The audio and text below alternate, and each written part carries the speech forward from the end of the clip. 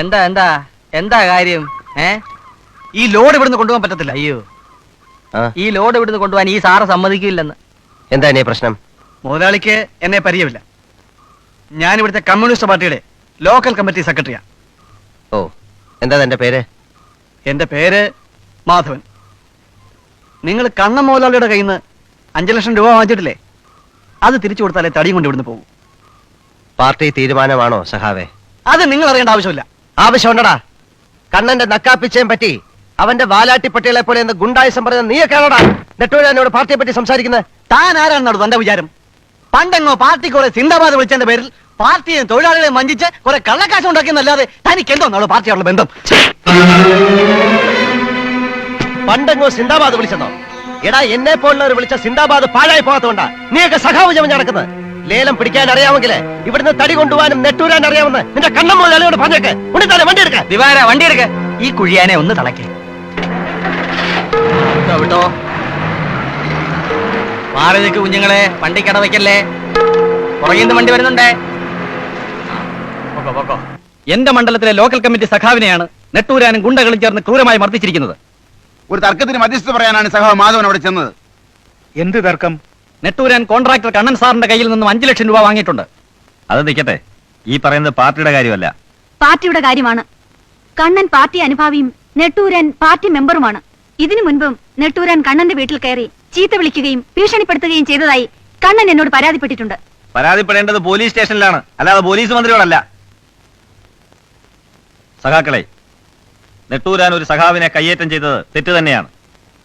കണ്ണനെ പാർട്ടിയുടെ ഒരു അനുഭാവിയായി പൊക്കി കാണിക്കാൻ ഇവിടെ ചിലർ ശ്രമിച്ചതുകൊണ്ട് എനിക്കും ചിലത് പറയാനുണ്ട്. പാർട്ടിയിലെ ചില സഖാക്കളുടെ പിൻബലത്തോടെ കണ്ണൻ നെട്ടൂരാനെ പലതരത്തിലും ഉപദ്രവിക്കാൻ ശ്രമിക്കുന്നതായി എനിക്കറിയാം. കൂപ്പുലേലത്തിൽ നിന്നും പിന്തിരിയാൻ നെട്ടൂരാൻ 5 ലക്ഷം രൂപ കൊണ്ട് കൊടുത്തിട്ട് റവന്യൂ എൻഫോഴ്സ്മെന്റിൽ നെട്ടൂരാന്റെ വീട്ടിൽ കള്ളപ്പണമിരിപ്പുണ്ടെന്ന് റിപ്പോർട്ട് ചെയ്ത് അയാളെ കൊടുക്കാൻ നോക്കി ഈ കണ്ണൻ. പച്ച കള്ളമാണ് മിനിസ്റ്റർ പറയുന്നത്.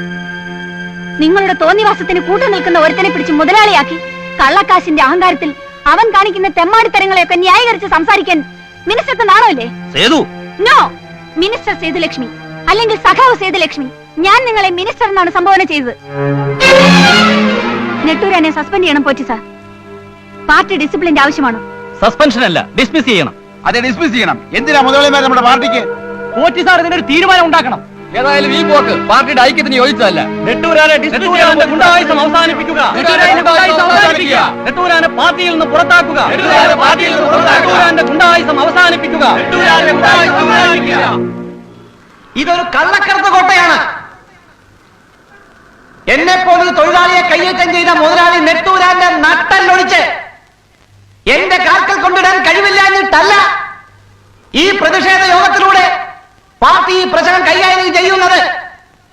ഒരു താക്കീതിലൂടെ ഒതുക്കാവുന്ന ഗുണ്ടായുസമേ ഈ മുതലാളി ശുംഭന്റെ കയ്യിലുള്ളൂ. ഇവനെന്താ മുതലാളിയായിട്ടെന്ന് എല്ലാവർക്കും അറിയാം. മേടയിൽ ഇട്ടിച്ചെന്ന നല്ലവനായ ഒരു മനുഷ്യന്റെ ബാല്യക്കാരായി നിന്ന് അവിടുത്തെ പഴങ്കഞ്ഞി കുഴിച്ച് ആ മുറ്റ തന്തി ഉറങ്ങി സഖാവ് ചമഞ്ഞ് ഇട്ടിച്ചന്റെ ഒരേ ഒരു മകൾ അന്നമ്മയും കൊണ്ട് ഒളിച്ചോടിയ ഭീരുവാണ് ഇന്നത്തെ നെട്ടൂരാൻ മുതലാളി. ഇയാളൊരു കമ്മ്യൂണിസ്റ്റുകാരനാണ് പോലും. പാർട്ടിക്ക് വേണ്ടി ഒരുപാട് കഷ്ടപ്പെട്ടിട്ടുണ്ടെന്നാണ് ഇയാളുടെ മറ്റൊരു അവകാശവാദം. വളരെ ശരിയാണ്, ഒരുപാട് കഷ്ടപ്പെട്ടിട്ടുണ്ട്.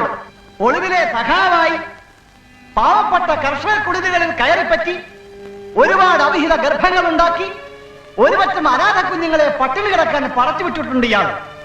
പേ പിടിച്ചവരെ ചികിത്സിച്ച് ഭേദമാക്കാൻ പറ്റുമോ? പറ്റില്ല. ഒറ്റ മാർഗം